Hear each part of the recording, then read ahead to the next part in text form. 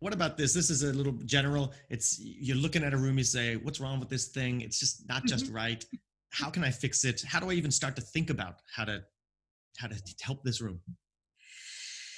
Yeah, so, design has been really dumbed down by the DIY design machine.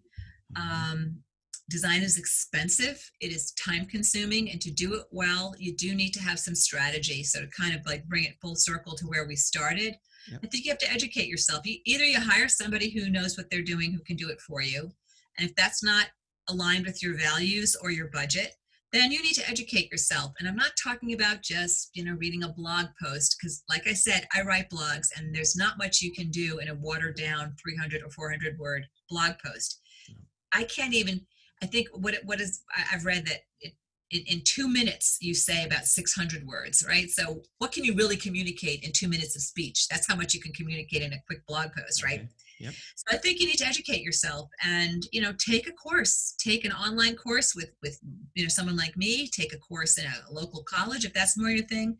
But if you really want to seriously move the needle for yourself, if you keep doing what you've been doing, you're going to keep getting the result you've been getting.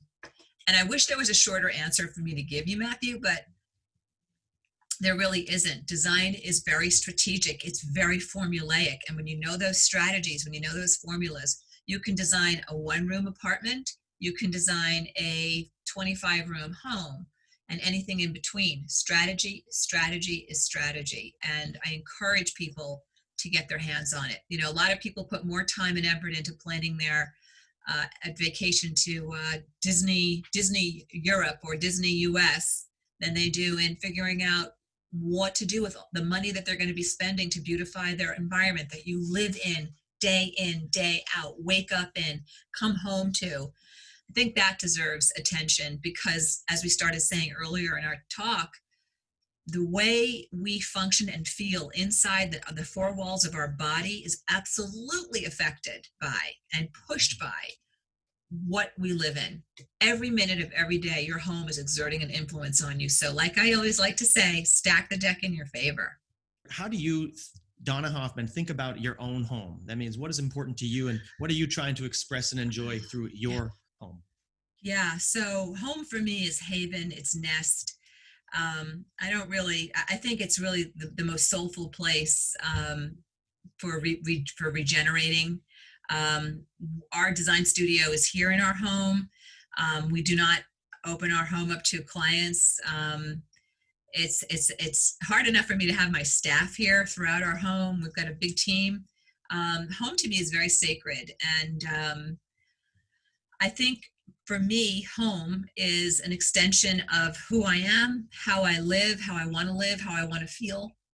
And absolutely, my home, it definitely brings me a sense of peace and a sense of joy. The beauty that's in that home. We didn't even talk about artwork, but art is so powerful. Something that you find beautiful. It doesn't have to be expensive. You could have gotten it from, flea market. But if you find it beautiful and you drink that in, you look at that, right over my desk is a great piece of artwork I found with a fantastically talented artist, street artist from New York City. So, crafting beauty around you to lift yourself in life, I think, is so powerful. And we don't live in a very easy world, and we live in a world that has a lot of beauty in it. But we also live in a world that doesn't have some, there's some ugliness there too. And I think if you're a sensitive, an empath, an HSP, or just somebody who appreciates beauty, I think you have a sensitivity to you. If any of that is true about you, being in the world is not always the easiest thing in the world, right? Because you turn on the news and it's pretty depressing.